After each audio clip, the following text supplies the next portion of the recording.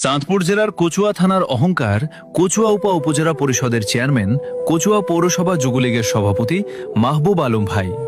রাজপথ থেকে জনপথ, একটাই নাম। যুবলীগের সভাপতি মানে শুধু সংগঠন না, যুবকের স্বপ্ন। মাহবুব আলম ভাই উপজেলা চেয়ারম্যান মানে শুধু চেয়ার না, পুরো কচুয়ার দায়িত্ব। মাহবুব আলম ভাই দুইটা দায়িত্ব একসাথে কাঁধে নিয়ে প্রমাণ করেছেন।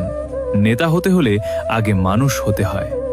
রাজপথের স্লোগান যখন জনপথের উন্নয়ন হয়, তখন বুঝতে হবে নেতৃত্বটা সঠিক হাতে আছে। কচুয়া পৌরসভার যুবক জানে মাহবুব ভাই ডাক দিলে হাজারো হাত উঠে যায়, আর উপজেলার মানুষ জানে বিপদে ফোন দিলে উত্তর আসে, আমি আসতেছি।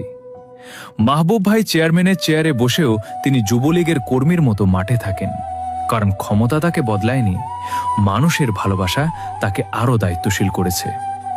উন্নয়ন আর সংগঠন দুই হাতে সামলেছেন একসাথে।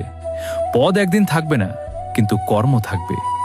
মাহবুব আলম ভাই কচুয়ার রাস্তায়, স্কুলে, যুবকের চোখের স্বপ্নে বেঁচে থাকবেন, কারণ তিনি পদ দিয়ে না, মন দিয়ে কচুয়া জয় করেছেন। যুবলীগের সভাপতি হয়ে যুবকের পাশে, উপজেলা চেয়ারম্যান হয়ে জনগণের পাশে। মাহবুব আলম ভাই।